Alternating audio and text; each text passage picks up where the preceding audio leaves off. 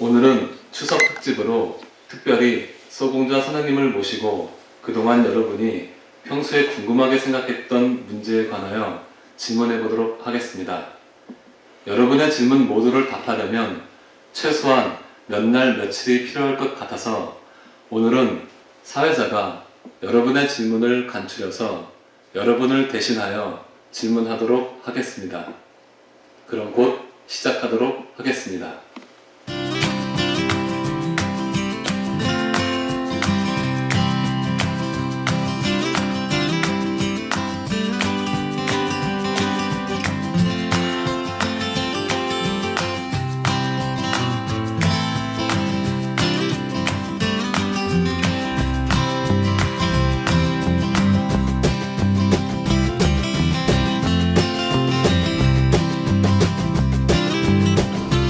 첫 번째 질문입니다.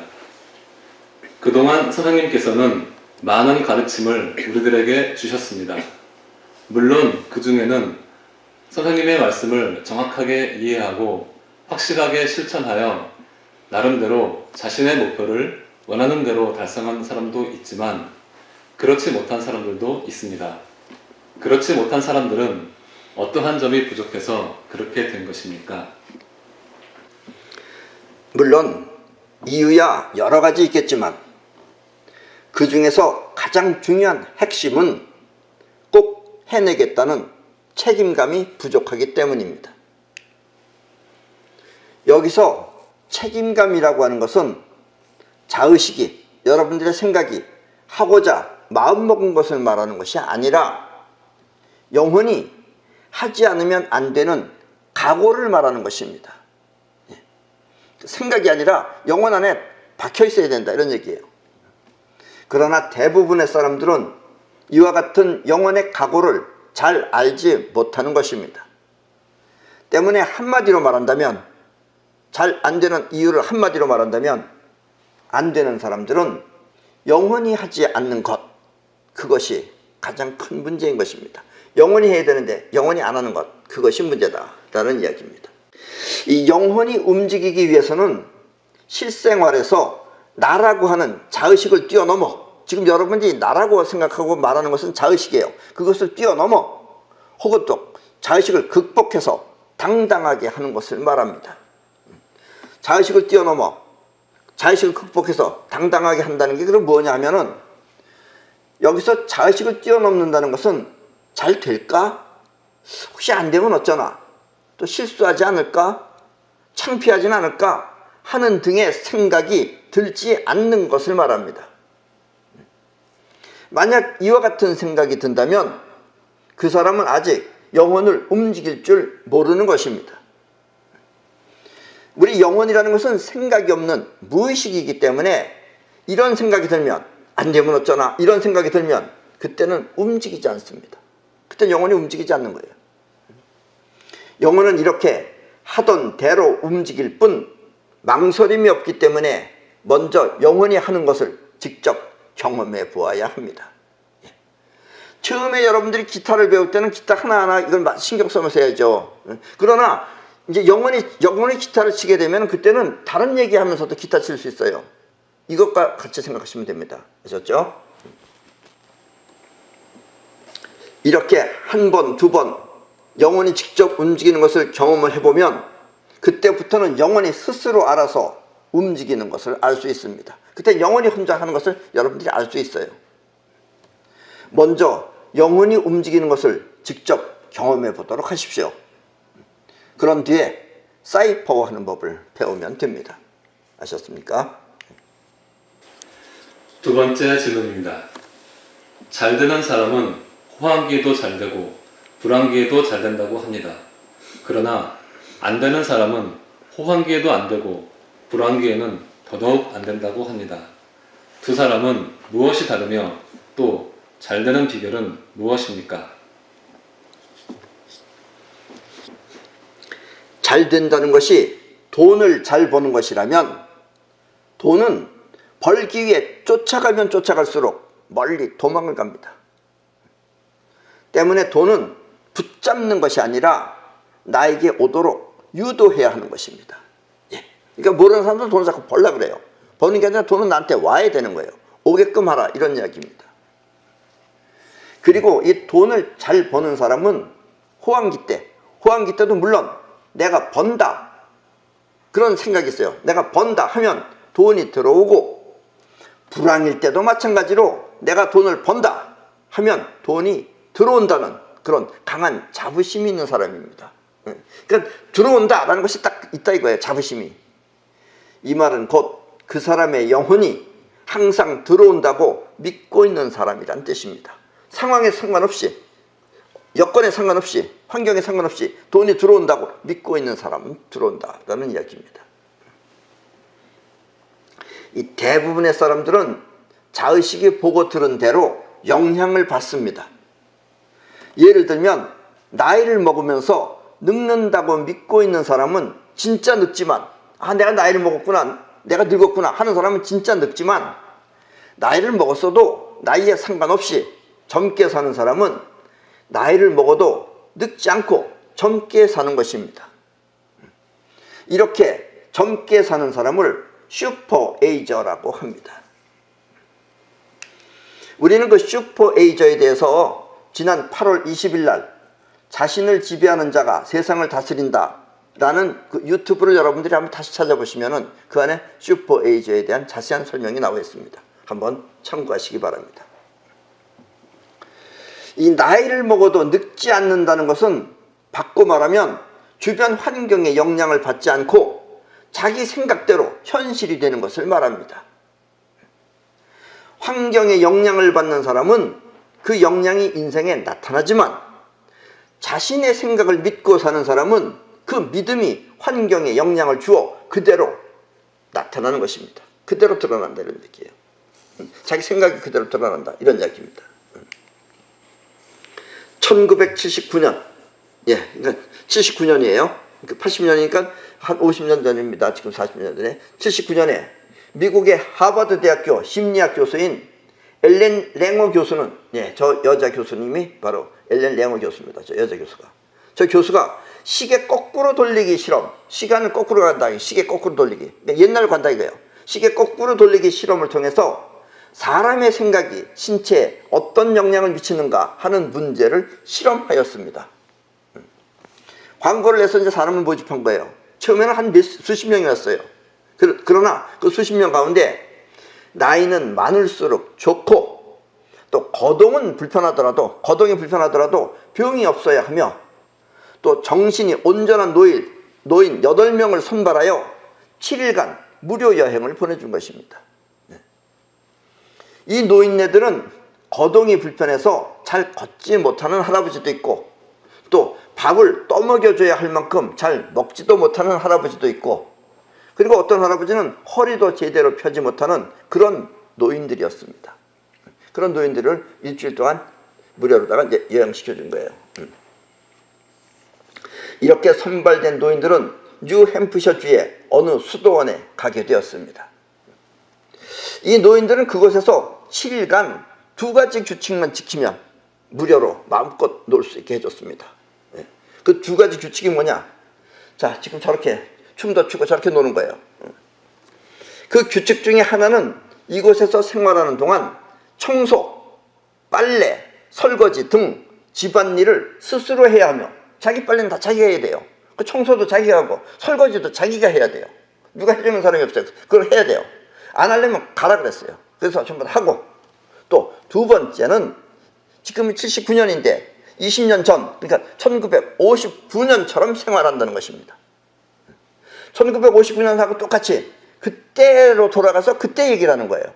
그리고 그곳 수도원 벽에는 전부 다 1959년도 영화 포스터 및 영화 그 당시 사람들의 옷차림 이런 사진을 잔뜩 붙여놓고, 영화 또한 1959년도 영화만 볼 수 있게 해주었습니다. 그래서 이 노인네들이 맨 그 마릴린 먼로 얘기하고 그랬었어요. 그때는. 노인들은 그곳에서 20년 전의 일을 현재처럼 생각하면서 지냈습니다. 그리고 20년 전에 하던 거 그런 거 다 하면서 쉬었어요. 이렇게 지내는 동안 제대로 걷지 못하던 노인은 가벼운 공놀이를 할 수 있게 되었으며, 풋볼 놀이를 하는 거예요. 또 허리도 제대로 펴지 못하던 노인은 집을 수리하고 의자 놓고 올라가서 집을 수리하고 또 식사도 전부 다 평소에는 잘 먹지도 못하고 먹여줘야지만 먹었는데 그때는 그렇지 않고 평소보다 2배 이상 많이 먹는 그런 젊은이들로 바뀌어 갔습니다. 그리고 7일간의 여행이 끝난 뒤에는 모두 지팡이를 버리고 씩씩한 모습으로 걸어서 집으로 돌아갔습니다. 물론 중간에 차는 타고 가죠. 차 타고 가서 걸어 다녀요. 이제는. 전에는 뭐 휠체어 타고 지팡이 지고 이러고 꼬부랑 깽깽ቆ 그걸 하고 다녔는데 전부 다 버리고 걸어 다녔어요. 우리 몸은 이렇게 생각한 대로 움직이는 것입니다. 세월은 가도 자의식이 그렇다고 인정하지 않으면, 자의식이 나는 나이 먹었다 이런 걸 인정하지 않으면 영혼은 생각대로 그렇게 현실에 나타나는 것입니다. 아셨습니까? 여러분들 그렇게 사시라 이런 얘기예요. 이 돈 또한 나는 부자다라고 믿고 있는 사람은 그렇게 부자처럼 돈이 들어오는 것입니다. 나는 부자다라는 게 누가 해야 돼요? 영혼이 해야 되는 거예요. 영혼이.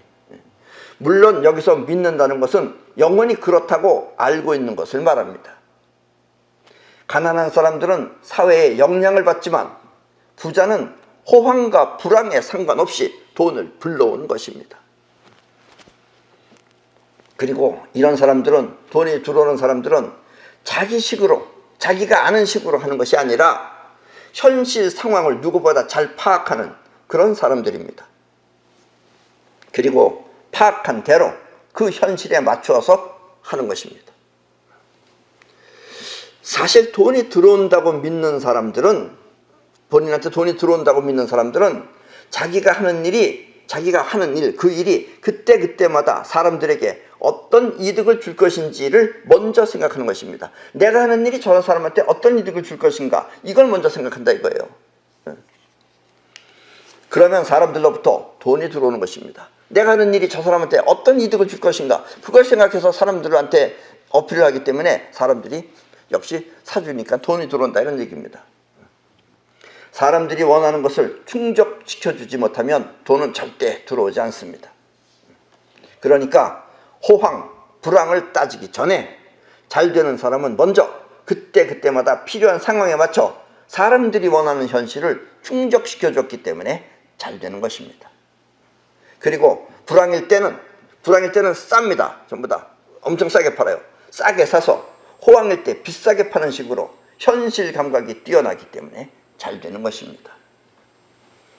상황의 영향을 받지 않고 상황을 이용하는 것, 이것이 바로 잘 되는 비결인 것입니다. 아셨습니까? 세 번째 질문입니다. 무엇을 하더라도 아무런 문제 없이 잘 되기 위해서는 어떻게 해야 합니까? 그리고 일을 함에 있어서 옳고 그른 판단은 어떻게 해야 하는 것입니까? 또 일을 시작하면 엉뚱한 일이 벌어져 그 일을 할 수 없게 되는 것은 왜 그렇습니까? 옳고 그름에 너무 얽매이면 아무것도 할 수 없습니다. 이런 사람은 생각만 하지 일을 못해요. 영혼은 이와 같은 생각에 얽매이면 움직이지 않습니다. 그러나 영혼은 옳은 일이건 그른 일이건 자신이 원하면 모두 움직여줍니다. 나쁜 일도 하면 영혼은 해요. 좋은 일도 하면 하고, 하면 하는데 어느 게 옳을까를 따지고 앉아있으면 영혼이 안 움직인다 이런 얘기입니다. 아셨습니까? 단 옳은 일을 하고 난 뒤에는, 옳은 일을 했을 때는 하고 난 뒤에 아무런 문제가 없지만 옳은 일은 문제가 안 생겨요. 그런데 그런 일을 했을 때는 그것이 이루어졌다 하더라도 나중에 반드시 문제가 되는 것입니다. 그런 일은 문제가 되고 옳은 일은 문제가 안 돼요. 그러나 영혼은 하면 다 한다 이런 얘기예요. 옳은 일과 그런 일의 차이는 나만을 위해서 하면 그런 일이고, 세상이 어떻게 변하든지 너희들은 죽든지 말든지 상관없이 나만을 위해서 하면 그게 그런 일이고, 또 상황을 위해 모두가 불만이 없으면 그것이 바로 옳은 일입니다. 대통령, 그 나라의 대통령이 자신만을 위해서 나라나 국민이 어떻게 되든 상관없이 그렇게 일을 하면 그것은 그런 일이고, 또 나라나 국민이 잘 되기 위해 어느 일부가 잘못된다 하더라도 그것은 옳은 일입니다. 예. 지금 대통령도 나라와 국민을 위해서 잘하지 않으면, 내가 하는 일이 이게 나라를 위하는 일이냐 국민을 위하는 일이냐 이걸 잘 생각해서 하지 않으면 나중에 틀림없이 그 대가를 치르게 될 것입니다. 예. 그래서 위에 자리 가면은 잘 살펴서 해야 됩니다. 자기식으로 절대로 하면 안 됩니다. 자기를 위해서 하면 안 됩니다. 예. 나중에 틀림없이 그 대가를 치르게 될 것입니다. 어떤 사람은 새로운 아이디어라고 하면서 자신만만하게 일을 벌리는 사람들이 있습니다. 예, 이건 내가 될 거야. 이건 뭐 무슨 피를 받았어 이러면서 자신만만하게 하는 사람이 있어요. 이런 사람들은 아직 결과도 보기 전에, 결과가 어떻게 나왔는지 보기도 전에 이미 다 된 듯이 자신만만하게 시작하는 것입니다. 그럼 보긴 좋죠. 자신만만하게 하니까. 그런데 이렇게 일을 시작하면 자기 일하고는 아무 상관없이 갑자기 무슨 IMF다, 코로나 바이러스다 하면서 뜻밖의 상황이 벌어지는 것입니다. 그러면 자신만만하던 심정은 폭삭 망해가지고 어쩔 수 없는 상황이 되는 것입니다. 우리 마음은 모든 것을 조심성 있게 받아들여야 그것이 나한테 오는 것입니다. 조심성 있게 올 때 이렇게 바라는 결과가 나에게 오는 것을 올머리라고 합니다. 내가 바라는 결과가 나한테 직접 나타나게 하는 것은 올머리입니다. 그리고 올머리는 조심성 있게 받아들입니다. 자신만만하게 안 해요. 자신만만하게 다 된 듯이 하면 그 기상은 좋지만 그 기상이 오는 복을 쫓아버립니다. 기상이 오는 복을 쫓아버려요. 이게 무슨 말이냐? 이렇게 다 된 듯이 자신만만하게 시작하는 마음을 갈머리라고 합니다. 갈머리. 그 가는 거다 이거예요. 오는 게 아니고. 우리 마음은 바라는 결과를 끌어들여야지 그것을 창조하려고 하면 안 됩니다. 내가 사업이라는 것은 결과를 끌어들여야지, 잘 되게 끌어들이는 거지, 그걸 내가 잘 되는 걸 만든다 해서 창조를 하려고 하면 안 됩니다. 이거 이해하셨어요? 자신만만한다는 건 창조예요. 쉽게 말하면 자기가 잘 되게 해야겠다 이거예요. 그거를 이렇게 마음의 기쁨, 또 아니면 마음의 만족, 다 된 듯한 그 만족은 바라는 결과를 밀어내버리는 것입니다. 그렇게 되면 바라는 결과를 밀어내버려요. 그 만족은. 일을 할 때는 항상 겸허한 마음으로 그것이 나한테 오도록 그렇게 맞이해야 합니다. 조심성 있게. 다시 한번 말하지만 다 된 듯이 미리 만족하면 그 결과는 만족이 현실을 밀어내서 안 된다는 사실을 잊지 마시기 바랍니다. 너무 미리 다 되기도 전에 될 것 같은 기쁜 마음으로 하면은 파토난다 이런 얘기예요. 갑자기 코로나 바이러스가 나타나든지 아니면 무슨 IMF 같은 게 나타나든지 그 외에 다른 이상한 것이 나타나서 여러분들이 잘 될 수 있는 것을 망가뜨린다 이런 얘기입니다. 그렇게 기쁜 마음은, 만족한 마음은 현실을, 잘 되는 현실을 밀어내버린다라는 이야기입니다. 이 사실을 잊지 마시기 바랍니다. 네 번째 질문입니다. 사회는 법과 인정이라는 두 가지 형태의 규범이 있습니다. 물론 법은 지켜야 할 사회 규범이지만 때로는 부득이하게 그 법을 어길 수도 있습니다. 그리고 어떤 사람은 그렇게 법을 어긴 사람을 보면 참지 못하고 그 사실을 경찰에 고발하는 사람도 있습니다. 자기와는 아무런 상관도 없는데 법을 어겼다는 사실만으로 그 사람을 고발하는 것입니다. 예를 들면 장애인 전용 주차장에 차를 세운 것을 보고 참지 못하고 고발하는 것입니다. 이렇게 남에게 피해가 될 수도 있는 법을 어기는 사람과 그 법을 어기는 사람을 보면 참지 못하고 고발하는 사람은 어떤 삶을 살게 되는 것입니까? 우리는 자기가 하는 행동만이 인생이라고 생각하기 쉽습니다. 내가 움직이는 것만 인생이라고 생각하기 쉽습니다. 이렇게 자기가 저질러서 생긴 업보를 능동력이라고 합니다. 내가 일을 해서 한 그 업보를 능동력이라고 합니다. 이 능동역이라는 말, 즉 여기서 역이라는 말은 주역할 때 역자입니다. 이건 변화시킨다는 뜻이에요. 바꾼다는 뜻입니다. 능동역은 바꿔 말하면 내가 세상을 바꾼다는 뜻입니다. 내가 무엇을 하면 세상이 바뀌죠. 그리고 또 하나는 자기가 저지른 행동에 의해 나타난 결실이 있습니다. 내가 뭘 하면 어떤 결실이 나타난다 이거예요. 우리는 그와 같은 결실을 수동역이라고 하며, 아무것도 없는 공간에, 이렇게 텅 빈 아무것도 없는 공간에 여러분들이 갑자기 빠르게 뛰었을 때, 빠르게 뛰면 뭐가 나타나요? 거기서 바람이 부는 걸 느끼죠. 평소에는 지금 바람이 안 불어요. 근데 여러분들이 빨리 뛰어보세요. 빨리 뛰면 바람을 느낄 수 있습니다. 이렇게 아무것도 없는 공간을 빠르게 뛰었을 때 나타나는 바람과 같은 것입니다. 그런 것이 온다 이런 얘기예요. 그리고 수동력은 그렇게 무엇을 했을 때 오는 것이 수동력이다 이런 얘기입니다. 근데 보통 사람들은 무엇이 오는지 모른다 이런 얘기예요. 어떤 것이 오는지. 수동력은 바꿔 말하면 세상이 나를 바꿔놓는 것을 말합니다. 내가 베푼 인정이 덕이라면, 내가 덕을 베풀면 그 덕은 반드시 복이 되어 돌아옵니다. 그 덕의 수동력은 복이에요. 덕은 복을 불러옵니다. 복 또한 수동력이기 때문입니다. 내가 덕을 베풀면 세상은 나에게 복을 주지만, 내가 나를 위해서 법을 어기면, 나만을 위해서 법을 어기면, 남이 어쨌든 뭐라고 했든 뭐 법을 어기면 세상은 나에게 불신이라는 대가를 주게 됩니다. 한 번 보고 두 번 보고 세 번 보면 저 인간은 믿을 수 없는 인간이니 하는 불신을 주게 된다 이거예요. 본인은 모르죠 그거를. 살다가 보면은 때로는 억울하게 당할 수도 있고 또 억울하게 손해를 보는 수도 있습니다.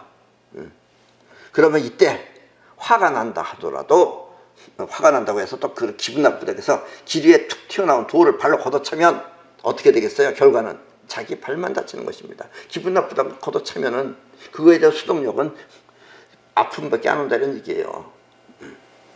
걷어찬 화풀이가 자기 발을 망가뜨리는 것입니다. 예. 그러니까 당할 수는 있어요. 예, 당할 수는 있어요. 당할 수 있을 때는 그것을 이렇게 화풀이를 하지 말고 가만히 그냥 사겨라 이런 얘기입니다. 저 사람이 나 조금 건드렸다 그래서 거기에 대해서 막 무슨 싸우지 말고 그냥 그저 손해보는 셈 치고 살라 이런 얘기입니다. 자기하고는 아무런 관계도, 직접적인 관계도 없는데 남의 잘못을 고발하거나 또 문제 삼는 사람은 고발이 영혼에 각인되어 언젠간 막무가내로 고발하는 그런 악질을 만나게 될 것입니다. 본인이 그런 식으로 하면 나중엔 그런 악질한테 걸리게 돼요. 본인이. 결국 화가 벌을 불러오는 것입니다. 아셨습니까? 왜 나는 저런 재수없는 사람을 만났나? 본인이 불러온 거예요 그게. 왜냐면 본인의 영혼에다가 고발하는 걸 자꾸 각인시켜 놓으면 고발하는 놈이 나한테 걸려요. 복은 이렇게 화를 사귀는 데서부터 시작되는 것입니다. 여러분들이 복 받으려면 본인의 화는 사귀어야 돼요.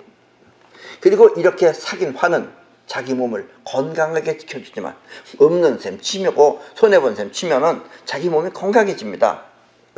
그런데 화를 참지 못하고 자기 속을 들끓게 만드는 사람은, 부글부글하면서 끓는 사람은 그 괴로움이 영혼에 각인돼요. 괴로움이 영혼에 각인되면 괴로움을 불러와요.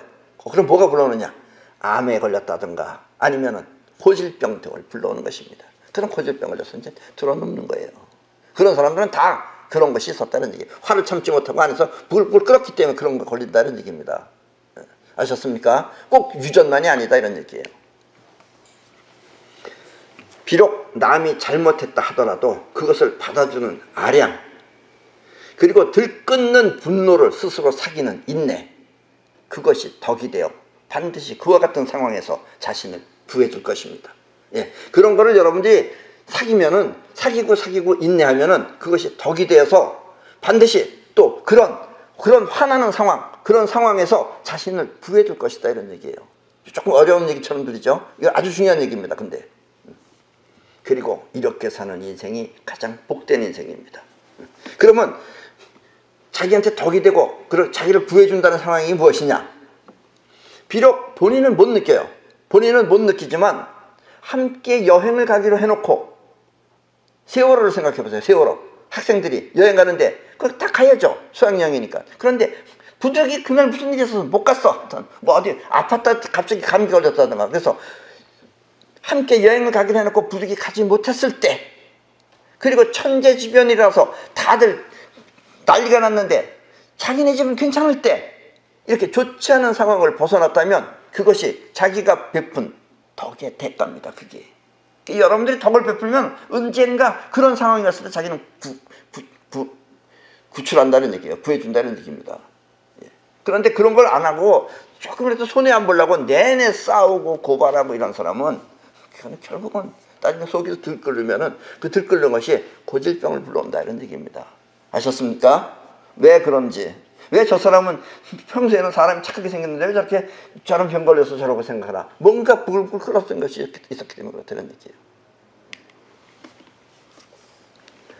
반면에 남을 괴롭히고 본인이 남을 괴롭히고 또 남의 괴로움을 외면하면, 남의 괴로운 것을 또 못 본 척하고 외면하면 어느 날 갑자기 착한 자기 자식은 착한데 그런 자기 자식이 교통사고를 당하거나 아니면 몹쓸 병에 걸리는 일이 발생하게 됩니다.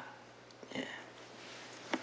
그리고 이것이 남을 괴롭힌 대가라는 것을 알면, 내가 남을 괴롭혔기 때문에 오는 대가라는 것을 알면 그것이 바로 신의 분노와 같은 벌입니다. 예. 신의 분노라는 게 이런 거예요. 본인이 남을 괴롭힌 대가라는 것을 알면 그게 바로 신의 분노와 같은 벌인 것입니다. 벌 받았다 이런 얘기예요. 복과 벌은 이렇게 자기도 모르게 영원히 끌어들이는 것입니다. 여러분의 인생, 그것은 이렇게 영혼이 만들어내는 것입니다. 생각하는 자의식이 아니라 여러분들의 영혼이 여러분들의 인생을 만들어내는 것이다 라는 이야기입니다. 아셨죠? 예. 5번째 질문입니다. 죄와 벌이 있고 덕과 복이 있다면 우리 사람이 죄를 짓는 이유와 덕을 베풀지 못하는 까닭이 어디에 있는 것입니까? 그리고 우리가 실수 없이 잘 살기 위해서는 무엇을 기준으로 하여 생각하고 판단해야 하는 것입니까? 인간이기 때문에 어쩔 수 없이 저지르는 잘못, 그것은 무엇일까요? 그리고 그 잘못을 벗어나는 길은 무엇인가요? 여러분은 사람이기 때문에 사람이라는 것이 무엇인지, 사람이 어떤 것인지 하는 것을 알게 되면 사람의 실수를 금방 눈치챌 수 있습니다. 그런데 같은 사람이기 때문에 잘 못 느끼는 거죠. 그러나 자기만을 위해 자기 애착에 빠지면, 자기 애착에 빠져서 자기만을 위해서 자기 애착에 빠지면 남을 속여도 속인다는 사실을 모르고, 자기 애착에 빠져서 할 때는 속이는 건데 속인다는 사실도 모르고, 또 남에게 속아도 속는다는 사실을 모릅니다. 이렇게 사람이기 때문에 사람이 저지르는 실수를 모르는 것을 원죄라고 합니다. 사람이 사람이기 때문에 사람의 실수를 모르는 것, 그것이 바로 원죄다라는 이야기입니다. 이 세상엔 많은 사람들이 엄청 많은 원죄를 저지르고 있죠. 사실은 사람이기 때문에 저지르는 실수, 어쩔 수 없는 실수, 그것이 바로 원죄인 것입니다. 이게 원죄예요. 원죄. 아셨죠? 무슨 종교적인 개념이 아닙니다. 이게 여러분들이 가지고 있는 원죄입니다. 우리 사람은 자기 심정과 또 벌어진 일만 생각하지, 그것이, 그런 일이 존재하는 현실을 잘 모릅니다. 예를 들면 먹을 것이 있어. 먹을 것이 있으면 그 먹을 것, 먹이하고 먹고 싶은 내 심정만 있을 뿐, 그 먹이가 존재하는 현실은 잘 모른다는 뜻입니다. 현실은 당연하게 있는 거지만 그걸 잘 못 느낀다는 얘기예요. 만약 누군가가 여러분한테 먹을 것을 준다고 하면서, 자, 내가 너 뭐 갖다 줄게, 너 먹을 거 갖다 줄게, 이렇게 얘기하면은 여러분은 먹고 싶은 마음에 고맙다고 생각하면서, 아직 주지도 않았어요. 먹을 거 갖다 줄게, 내가 내일 만나면 너 뭐 갖다 줄게, 근데 너 그것 때문에 너가 가진 거, 그 볼펜 놔줄래? 뭐 이렇게 놔든가. 그 사람이 원하는 대로 자기 것을 줄 수도 있습니다. 고마운 마음에. 그러면 여러분의 현실은 사기당한 것입니다. 그게. 왜냐? 그 사람은 아직 먹을 것을 준다고만 했지 아직 현실적으로 준 것이 아니기 때문입니다. 내일 안 줄 수도 있어요. 가다가 갑자기 그 사람 교통사고 나서 죽을 수도 있어요. 그럼 여러분들은 달라고 한 거 뺏긴 것뿐이다 이런 얘기예요. 이 현실을 모르면 그렇다는 얘기입니다. 아셨습니까? 이렇게 사람은 현실을 전혀 모르는 그런 마음이라는 생각을 가지고 있습니다. 여러분들의 심정, 생각. 그럼 그 안에 산다 이거예요. 현실에 살아야겠는데. 이렇게 현실을 모르는 것 또한 원죄인 것입니다. 아셨습니까? 현실에 살면서 현실을 못 느끼는 것, 현실을 모르는 것, 그것도 바로 원죄입니다. 아셨습니까? 여러분들이 실수하는 실수, 인간이 그렇게 되면 저지르는 실수, 그게 바로 원죄입니다. 아셨습니까? 현실은 사실이지만 생각은 사실이 아닙니다. 이 현실은 사실이에요. 이게 우리 보통 팩트라고 그러잖아요. 이건 현실적으로 있어야 있는 거예요. 생각은 사실이 아니에요. 다 나라에서 발표하는 거 다 거짓말이에요. 수없이 많잖아요. 사람을 죽였는데 어떻게 죽였는지, 뭐 편지가 왔느니 진짜인지 가짜인지, 이런 게. 생각은 다 가짜예요. 여러분들 생각이 가짜인 줄 알고 거기다 가짜 갖다 넣어주면 여러분들은 가짜를 믿는 수밖에 없다는 얘기예요. 그게 원죄다 이런 얘기입니다. 그러나 사람은 생각하는 동물이기 때문에 생각을 현실처럼 착각할 수 있습니다. 대부분이 생각을 현실인 양 생각하고 있어요. 착각하고 있는 거다 이런 얘기입니다. 또 우리가 이렇게 의식창상 이런 얘기하면은 3차원이라는 것이 무엇인지 제대로 모르는 사람들이, 뭐 유튜브도 그렇고 이런 데서 3차원도 제대로 모르는 사람들이 6차원이 어떻느니 10차원이 어떻느니 12차원이 어떻느니 하고 말을 하거나, 또 자기 현실도 제대로 지키지 못하는 사람이 또 남을 위한다고 하면서 금품을 받아먹으면 그것이 바로 죄인 것입니다. 어떤 인간은 아예 대통령까지도 한 옛날에 나왔었어요. 왜냐면 온 사방천지에다 벽벌 붙이니까. 그러고 텔레비에 나와서 지가 무슨 말도 안 된다는 공중부양술을 한다고. 공중부양술은 건 붕 뜨는 겁니다. 그런 어서 새빨간 거짓말을 하고, 또 지가 무슨 사람들을 무슨 병을 고쳐준다 그러고 별 어떻게 막 다 하면서. 그 인간은 사기꾼입니다. 왜 사기꾼이냐? 그 인간은 대통령 뭐 선거한다 뭐 한다 하면은 사무실을 빌려서 하잖아요. 그래서 사무실 빌려서 떨어지죠. 당연히 떨어지고 나면은 그냥 도망가 버려요. 사무실 비용을 안 주고. 우리 이야기도 이게 얼마나 좋은 얘기입니까? 이런 걸 또 다 갖다 공부한다고 책을 엄청 많이 샀으면 책값을 줘야 되는데 나중에 책값 다 싹 띄어먹습니다. 이런 인간이 하면 사기밖에 다칠 게 없죠. 결혼도 수십 번 했으면서 한 번도 안 했다 그러고, 하여튼 입만 열면 거짓말이에요 그 인간들은. 그리고 또 무슨 지가 무슨 하늘나라에 산다고 하면서 이런 말도 안 되는 소리 하면서, 또 그런 인간은 그런 인간이라고 하면 또 거기 또 가서 거기서 뭐 그 따라다니는 사람들 얼마나 웃기는지 모릅니다. 그런 거 보면은. 왜냐하면 그런 사람들의 그 결과는 나중에 틀림없이 나타날 것이기 때문입니다. 그래서 그런 사람들이 금품 받아먹고 그러면 그게 바로 죄입니다. 죄. 그리고 또 이런 사람들한테 사기당한 사람 역시 현실을 모르기 때문에 당하는 것이니까 그것이 바로 그 사람의 벌인 것입니다. 본인이 현실을 모르면 가서 그런 사람들한테 당한다는 얘기예요. 그게 벌이다 이런 얘기입니다. 이렇게 사람이 현실을 모르고 생각에 빠져서 살면, 그런 생각에 빠져서 살면 그 생각이 바로 원죄인 것입니다. 그리고 인간이기 때문에 저지를 수 있는 실수다 이런 얘기예요.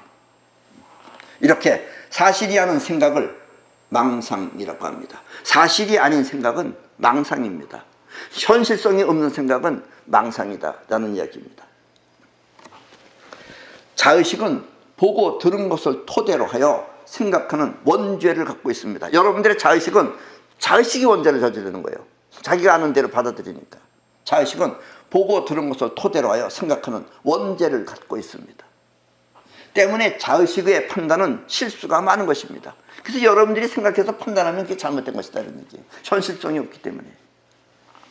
그러나 영혼은 현실 그 자체를 느낄 수 있는 기감을 갖고 있습니다. 영혼은 기감을 갖고 있어요. 눈으로 보진 않지만 기감으로 느껴요.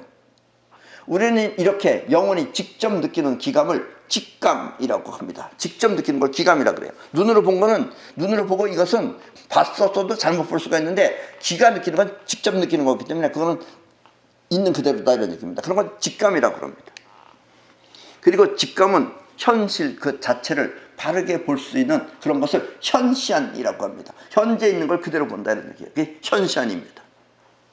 한 번, 두 번 현시안을 통해 현실을 바로 보면 그때부터 현시안은 우리 육체의 눈처럼 진실을 구별하는 것입니다. 진실을 구별하는 눈이 현시안이에요. 저놈이 사기치는 건지 사기꾼인지 아닌지를 볼 수 있는 눈이 현시안이다 이런 얘기입니다. 안 그러면 달콤한 말에 속아 넘어간다 이런 얘기예요. 어떤 또 미친 인간은 자기가 우주를 만들었다 그러는 인간이 있어요. 이제 별별 게 다 나옵니다. 이제 우주 얘기하기도 이제 창피해요. 이제 현시안을 갖추면 그때부터 사람의 진실성을 볼 수 있습니다. 저게 진짜인지 가짜인지 구별할 수 있어요. 현시안이기 때문에. 그리고 사람의 말이 현실성이 있는지 아닌지를 구별할 수 있습니다. 저게 현실적으로 되는 건지 안 되는지 구별할 수 있습니다. 이렇게 현시안을 갖추는 순간 여러분은 사기꾼의 말을 가려낼 수 있는 것입니다. 인생은 현실입니다. 현실이 아닌 꿈 같은 이야기는 망상이라는 사실을 잊지 마십시오. 그리고 이 망상이 바로 원죄입니다. 아셨죠? 여러분의 생각과 판단, 그것은 이렇게 현실을 기준으로 하여 생각하는 현시안을 갖춰야만 합니다. 이렇게 현실을 기준으로 생각하면 여러분들의 판단은 최소한도 틀리지는 않는데 현실을 기준으로 하지 않고 생각을 기준으로 하면 거의 다 틀리는 것이다 이런 얘기입니다. 아셨죠? 망상을 통해서 사람을 현혹하는 것은 죄를 짓는 것이며, 그리고 자기가 무슨 하늘나라에 간다 그러고 하늘나라에 가면 혼자 가지 그런 거 다 죄 짓는 겁니다. 그게 또 현실을 통해 남을 돕는 것은 덕입니다. 현실을 통해서 남을 돕는 것은 덕입니다. 그게 그냥 말로만 덕이 하지 말고 이 현실을 통해서 남을 돕는 것은 덕입니다. 우리가 실수 없이 잘 살기 위해서는 현시안을 통해 현실을 바로 보아야 하고 그래야지 실수를 안 해요. 또 인간이기 때문에 어쩔 수 없이 저지르는 잘못은 현시안을 통해 그 인간을 잘 살펴야 합니다. 저 인간이 원죄의 일을 가지고 있는 인간인 게 이게 거짓말하는 건지 아닌 건지는 현시안을 통해서 잘 살펴야 된다 이런 이야기입니다. 그러면 여러분의 인생은 편안하고 행복한 낙원이 될 것입니다. 원죄가 저지르는 망상은 곧 미친 짓입니다. 그게 거의 미친 짓에 가까운 겁니다. 그런데 속지 마시기 바랍니다. 6번째 질문입니다. 지금까지 어려운 질문에 답해 주셔서 대단히 고맙습니다. 끝으로 선생님께서 가르치는 가르침의 목적은 무엇이며 또 선생님께서 이루고자 하는 선생님의 사명은 무엇입니까? 나의 가르침은 먼저 사람들을 원죄에서 벗어나게 하는 것입니다. 그래서 현시안 얘기도 난 수없이 하고 있고 또 현실을 기준으로 해서 생각하라는 얘기도 수없이 해왔습니다. 우리가 원죄를 모르고 이 원죄라는 그 자체를 모르고 그대로 산다면 그것은 인생을 착각 속에 사는 것이기 때문입니다. 그 때문에 착각하고 산다는 얘기예요. 뭐 조금이라도 주면 좋은 사람인 줄 알아요. 다 착각입니다. 그게. 만약 여러분이 원죄로부터 벗어나면 여러분들이 이제 그 현시안을 통해서 진실을 볼 줄 알면 그래서 원죄로부터 벗어나면 여러분은 이 세상이 70% 이상 전부 거짓 속에 살고 있다는 것을 뼈저리게 느끼게 될 것입니다. 나라는 나라대로 거짓말하고 나라가 거짓말하는 걸 이북을 보세요. 저 김정린에는 완전 거짓말로 아주 새빨간 거짓말로 핏물을 들이고 있죠. 거기서 장군님을 위해서 장군님과 같이 살겠다는 저런 애국자 같은 또라이들 보이시죠? 그런 게 저게 전부 다 속다 사는 거예요. 70% 저기 원죄에 빠져서 그걸 장군님 하고 있는 거다 이런 얘기입니다. 자기 집안 원수인 줄 모르고 또 원죄를 벗어나는 길이 바로 현명하게 사는 길이라는 것도 뼛속 깊숙이 느끼게 될 것입니다. 여러분들이 원죄에서 벗어나면은 그게 바로 현명한 길이라는 것을 뼛속 깊숙이 느끼게 될 것입니다. 나는 여러분이 원죄로부터 벗어나서 최소한 진실된 세상이 어떤 것인지를 알게 해주고 싶습니다. 그러면 인류 사회는 낙원으로 변할 것입니다. 그리고 앞으로는 바로 그런 것을 여러분들이 한테 가르치고 또 여러분들이 그렇게 해서 내 말대로 여러분들이 의식 향상이 되면은 그러면 우리는 사회는 나 오늘은 변한다 이런 이야기입니다. 이 세상이 험난하고 살기 힘든 이유는 원죄를 통해서 살기 때문입니다. 원죄를 통해 생각하면 남의 것이라도 내가 차지해야만 내가 잘 살 수 있다는 계산을 하게 됩니다. 제 거라도 내가 뺏어서 가야 돼요. 뺏어가야지 내가 잘 된다. 이런 계산을 쓴다 이거예요. 이것부터가 잘못된 계산이다 이겁니다. 원죄다 이거예요. 이것도. 그러면 세상은 지옥으로 변하는 것입니다. 왜냐하면 서로 갖겠다고 싸우기 때문입니다. 예, 서로 갖겠다고 싸우죠.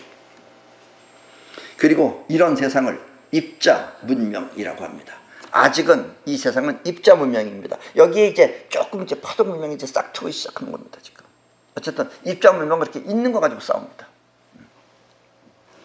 여러분이 원죄를 벗어나면 그때부터 여러분은 파동 문명으로 살게 될 것입니다. 원죄를 벗어나면 그다음부터 파동 문명으로 움직입니다. 남의 걸 뺏으려고 안 해요. 욕심보다는 마음의 파장을 이용해서 원하는 것을 창조하며 사는 것입니다. 자기가 원하는 거 자기가 스스로 창조하며 살아요. 남의 거 뺏지 않더라도. 남의 것을 빼앗아 오는 것이 아니라 내가 원하는 것을 스스로 불러들이는 것입니다. 파동 문명은 불러들입니다. 지가 가서 남의 걸 훔쳐오는 게 아니라 자기가 필요한 게 온다 이런 얘기예요. 입자 문명이 자의식 위주의 삶이라면 파동 문명은 영혼 위주의 삶이 되는 것입니다. 아셨습니까? 지금 이 지구는 위기에 처해 있습니다. 여러분들이 현시안이 없기 때문에 몰라서 그렇지 지금 이 지구는 위기에 처해 있습니다. 욕심 많은 입자 문명의 쥐역들이 지구를 독차지하기 위해 별별 수단을 지금 다 쓰고 있는 것입니다. 그리고 나라, 니네 나라 내내 나라 하는 이 나라 또한 하나로 통일하여 자기네가 다스리려고 합니다. 그래서 나라도 이제 점점 없어질 것입니다. 그리고 과학 또한 자기네를 위한 과학이에요. 자기네를 위하여 전 세계인을 자기네가 쥐고 폈다 할 수도 있게끔 다룰 수 있도록 여러 가지 발명을 지금 하고 있습니다. 현시안이 없는 지구인들은 이것을 모르고 지금 시시낙낙하며 살고 있습니다. 특히 우리나라가. 오히려 서방이나 이런 데는 많습니다. 이거 아는 사람들이 많아요. 근데 우리나라는 지금 몰라요. 아직도. 하도 가둬놓고 키워놨기 때문에. 저 빨갱이 이북 나라는 전혀 모르고 저기는 자기는 옆집에 누가 사는지도 몰라요.